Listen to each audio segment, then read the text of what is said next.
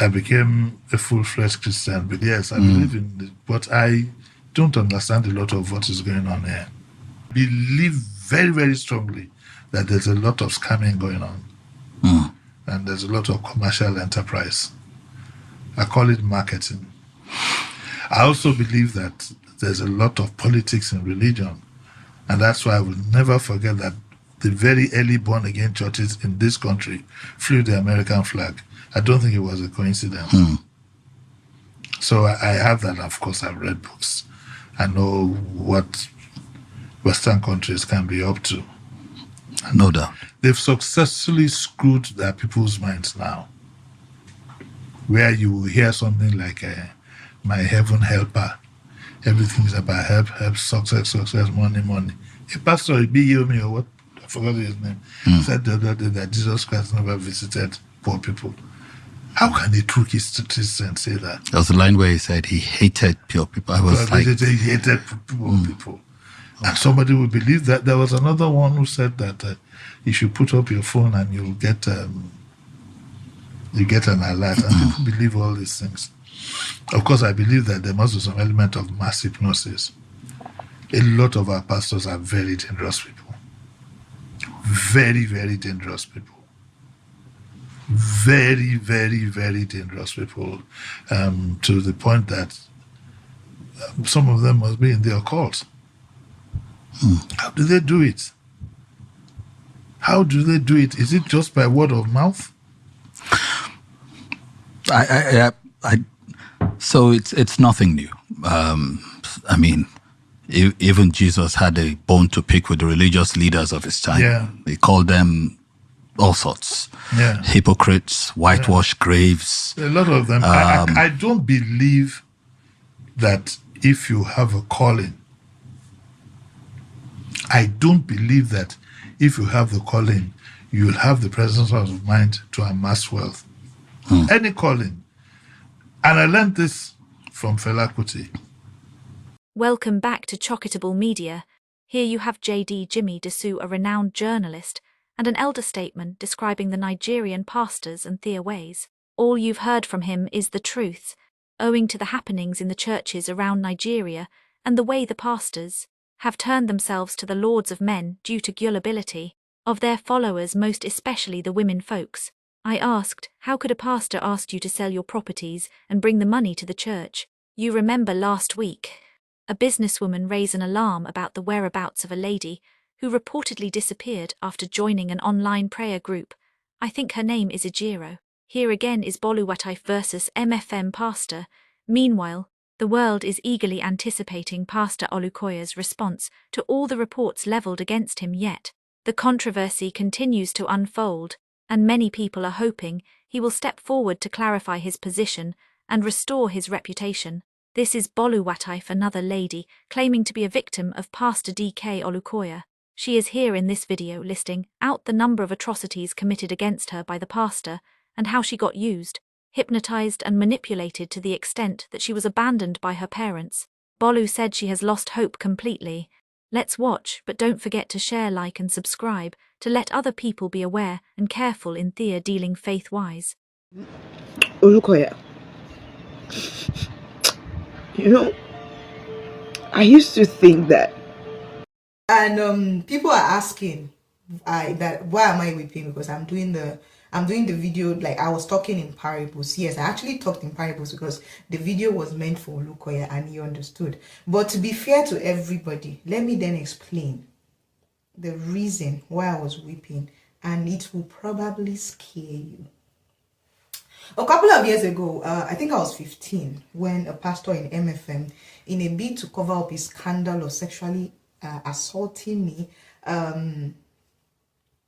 tried to tell the old church that I was possessed, that I was a queen of the coast, that I was on the marine kingdom, and that I had a spirit husband and a spirit wife.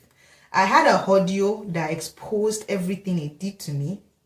But then he made sure that he covered up everything. He used everybody he could use to just cover up that scandal. And they kept taking me from one deliverance center to another deliverance center. They were tying me up. They were beating me. In fact, I still have injury in my spine till date because of it.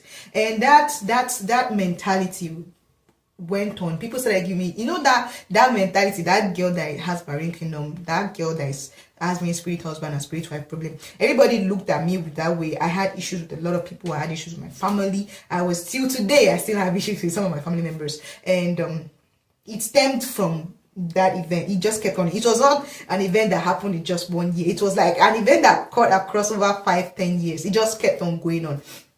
And and eventually, Olukoya, Pastor DK Olukoya, the General Overseer of MFM, Mountain of Fire and Miracle Ministries, he actually taught people about spirit husband and spirit wives. So I attended MFM. So this whole thing happened in MFM. So they had books to attest to the fact that they can guarantee that I have spirit husband and spirit wives. He had sermons on it. He taught on it. He wrote books on it. He had deliverance center in Prayer City for spirit husband and spirit wives. He has different deliverance centers in different regions for deliverance on spirit husband and spirit wives. He has a website with topics on it. He has symptoms that will tell you that you have spirit husband and spirit wife. He even said that he had statistics to show that 7 out of 10 people have spirit husband and spirit wife. 7 out of 10 believers have spirit husband and spirit wife. He said that he has research and statistics to back it up. So it was like my word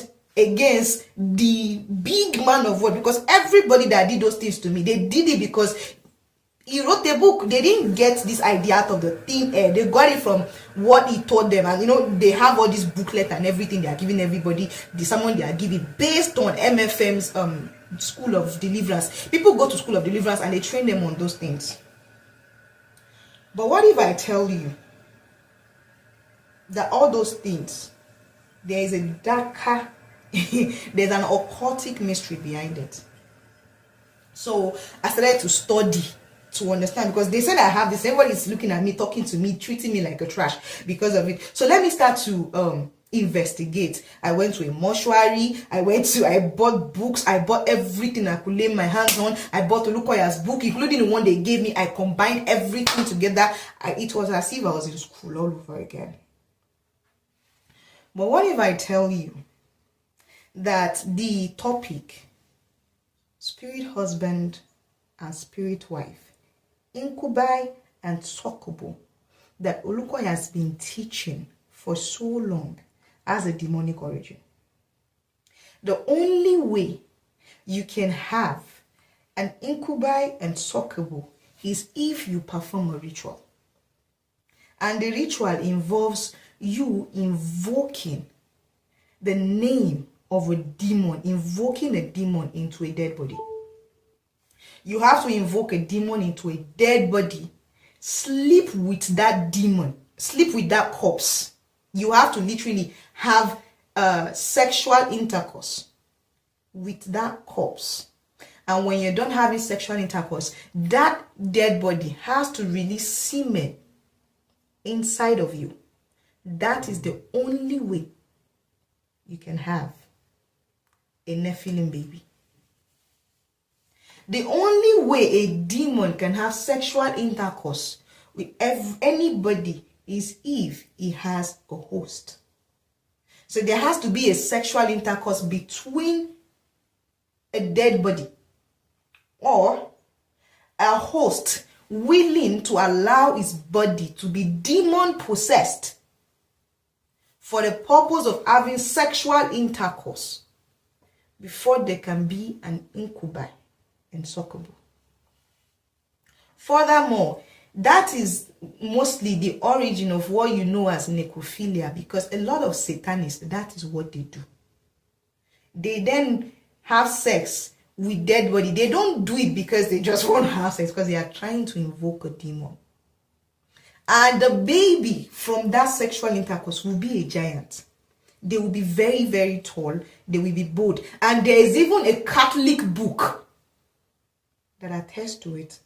Evidences that there has to be a ritual where you draw the diagram of Solomon, do some incantation, invoke the spirit, the spirit of that demon, because demons are spirit. You have to invoke the demon into an entity.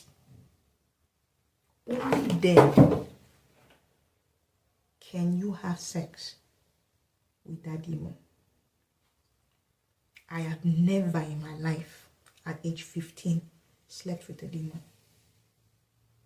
And yet, they subjected me to the torture of something I never did.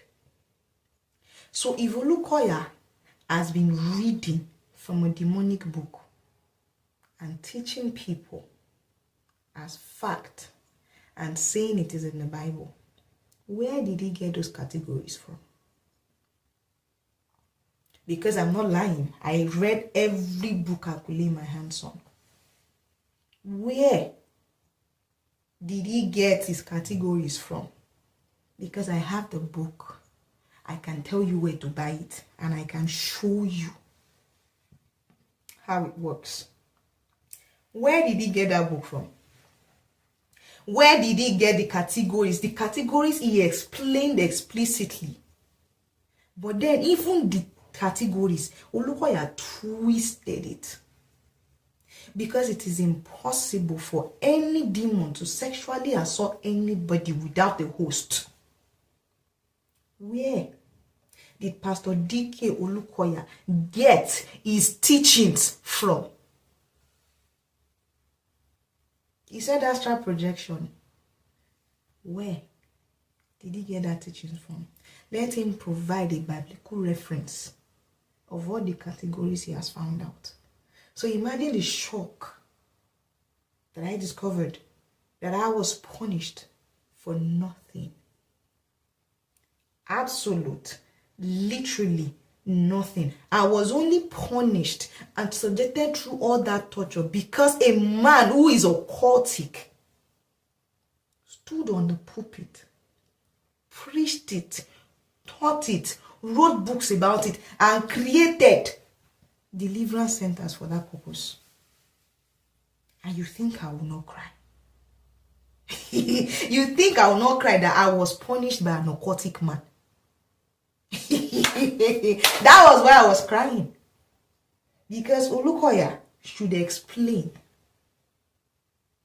how it is possible for someone to have an incubi or succubus without a ritual. Hear me ask him. Thank you for watching. If you're new to this channel, consider subscribing so you won't miss out any of our latest video.